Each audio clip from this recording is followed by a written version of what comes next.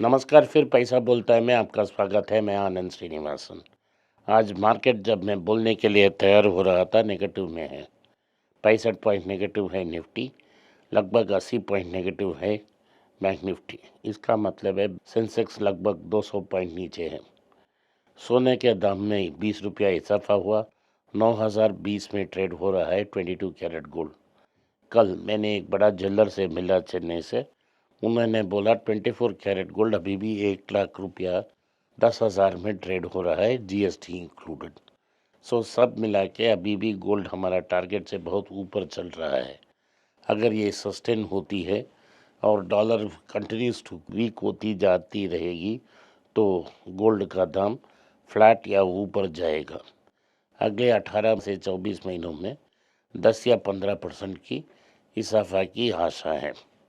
इसका संकेत हमको मिल रहा है क्योंकि बिटकॉइन का दाम ऊपर जा रहा है। वो ऑल टाइम हाई के पास चला गया, $1,12,000। आज बड़ा खबर ये है कि ट्रंप साहब ने टैरिफ घोषणा कर दी। उन्होंने ब्राज़ील पे 50%, श्रीलंका में 30% की टैरिफ की घोषणा की है। उन्होंने कहा ये स्पेशल टैरिफ है, सेक्शनल टैरिफ के ऊपर नहीं लगेगी। अगर स्टील जापान से आ रहा है वो सिर्फ 25% पे ही रहेगा या 10+25 पे रहेगा। ये नहीं होगा कि 10+25 प्लस कंट्री टैरिफ उसमें नहीं लगेगा। वैसे ही ऑटो का टैरिफ टोटली 25% ही होगा। तो ये बड़ा कंफ्यूजन है। जब अगस्त आएगा देखा जाएगा, लेकिन ओवरऑल इकोनॉमिक सिस्टम को हिला के ही छोड़ेगा। तो लगभग $300 बिलियन का कलेक्शन का चांसेस है, लेकिन अनेक विशेषज्ञों का कहना है उतना कलेक्शन नहीं हो पाएगा और टैक्स में कलेक्शन डिप होएगा और एक्सपेंसेस इंक्रीज होगा। इससे डेफिसिट बढ़ाएगा, डेफिसिट कम नहीं होगा। डेफिसिट बढ़ाने से क्या होता है, डॉलर वीकन होता है और सोने का दाम और ऊपर जा सकता है। ये ट्रेंड प्ले आउट करने के लिए 12 से 24 महीना लग सकती है। इसीलिए हमको पेशेंटली वेट करना है अगर आप इन्वेस्ट कर रहे हैं तो ये रहा पहला न्यूज़। दूसरा बड़ा न्यूज़ ये है कि एनवीडिया का टोटल मार्केट कैप, इसका मतलब है $4 लाख करोड़ पास हो गया है। इसका मतलब है लगभग 3,20,000 करोड़ का मार्केट कैप है। इसने एप्पल और माइक्रोसॉफ्ट को पीछे छोड़ दिया। ये मैं एक बबल है मानता हूँ और ये बबल कब ब्रिक होगा हमें पता नहीं, लेकिन ब्रिक ज़रूर होगा। तो ये रहा इंटरनेशनल न्यूज़। अब भारत की ओर जाते हैं। भारत में अनेक न्यूज़ हैं। पहला न्यूज़ है कि जेएसडब्ल्यू और एमजी की डील में एमजी अपना स्टॉक को बेचना चाहती है और JSW single largest share holder बनना चाहती है। उसके बाद मार्केट में लिस्ट होगी। जेएसडब्ल्यू इक्विटी को बेच के बाहर जाना चाहती है और सिर्फ कमर्शियल टाइप की बात कर रही है। पार्क जिंदल ने कहा है कि उनके पास और कंपनियों भी चाइना से टाइप है और वो खुद वे मैन्युफैक्चर करेंगे।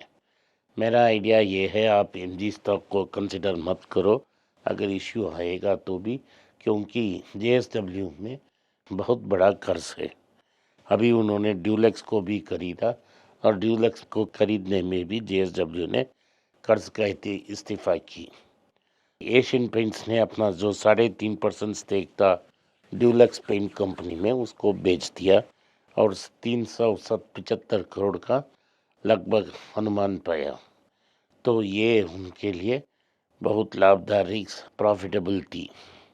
लेकिन हमारा प्रीमाइस सही निकला। You scratch my back, I scratch your back game में ये चल रहा था। अभी ये ओपन सीधा कंपटीशन से बेहतर होगा। अगर जेएसडब्ल्यू खुद एक कार कंपनी चला सकती है, मेरे हिसाब से नहीं, क्योंकि कार बनाना बहुत कॉम्प्लेक्स है। थाउजेंड्स ऑफ प्रोडक्ट्स को लाना है। कार मैन्युफैक्चरिंग के बाद उसे सेल्स करना मुश्किल है, एक आर्ट है, और डीलरशिप्स को भी सेटअप करना है। तो ये सब जेएसडब्ल्यू कर पाएगा? मुझे नहीं लगता ये कर पाएगा। और एलॉन मस्क जैसे इंडिया में इंफ्रास्ट्रक्चर नहीं है, डायरेक्टली बेचना नामुमकिन है। सो इससे बेहतर है कि जब पब्लिक इशू आएगा JSW ग्रुप को आप अवॉइड करें। मैंने JSW इंफ्रा में आपको यही सुझाव दिया था, और जब दूसरा कंपनी भी उनका लिस्ट हुआ वही एडवाइस मैंने आपको दिया। सो आप JSW से बाहर रहिए। आज सुबह जब मार्केट खुली IT और फार्मा दोनों करेक्ट हुई। फार्मा इसीलिए करेक्ट हुई कि अमेरिका ने कहा है कि वो सेक्शन की इन्वेस्टिगेशन करेंगे और कंपलसरी टैरिफ लगाएंगे। लेकिन ये दवा की बात है, अमेरिका में प्रोडक्शन इतना बढ़ नहीं सकता, इसीलिए जेनरिक ड्रग्स खरीदना ही पड़ेगा। तो ये रियलाइजेशन के बाद मार्केट में ऊपर आने लगा वो इंडेक्स। लेकिन जो ऊपर सबसे अच्छा आज कर रहा है वो FMCG कर रहा है, क्योंकि वो ज्योति लैब्स और गॉडरेज की बिजनेस अपडेट को देखे बहुत खुशी में है। लेकिन जो मॉडरेट ग्रोथ और स्लो ग्रोथ दिखा रही है ये दो कंपनी, इससे लर्निंग्स को सस्टेन करना मुश्किल है, क्योंकि EPS बहुत नहीं बढ़ेगा और PBI रेशियो बढ़ता जाएगा। सही समय में मार्केट में करेक्शन आएगी, क्योंकि आज की जो मार्केट में बहुत ओवर वैल्यूएशन है और इस ओवर वैल्यूएशन में करेक्शन आना ही है। क्योंकि इकोनॉमिक टाइम्स में एक बड़ा रिपोर्ट है कि $100 बिलियन भारत से बाहर गई है। इसमें $4 बिलियन जेन स्ट्रीट का भी था। सो जेन स्ट्रीट को $4 बिलियन मिला, निर्मला सीतारामन मैडम को टैक्स मिला, NSE को टर्नओवर मिला और ब्रोकर्स को ब्रोकरेज मिला। आपको क्या मिला? चूना ही मिला। रिटेल इन्वेस्टर का 1 लाख करोड़ नुकसान हो गया और हिंदुस्तानों ने बाहर चला गया। सो इस 1 लाख करोड़ का नुकसान भारतीय रिटेल इन्वेस्टर ही बुक देगा। तो अगला रिपोर्ट ये है कि HSBC ने कहा है कि वेल्थी भारतीय पैसा को स्टॉक मार्केट या रियल एस्टेट में नहीं डाल रहे हैं, ये गोल्ड खरीद रहे हैं और ग्लोबल एसेट्स के लिए सर्च कर रहे हैं जिन्हें tax efficient matter. So clearly ये साफ है कि जो जिनके पास पैसा है वो भी भारत में निवेश नहीं करने के लिए तैयार नहीं है, भारत से बाहर जा रहे हैं। मैंने एक रिपोर्ट देखा जिसमें एक रिपोर्टर ने लिखा था कि भारत की कॉर्पोरेट्स के पास 5 लाख करोड़ का कैश पड़ा है, लेकिन वो इन्वेस्ट नहीं कर रहे हैं।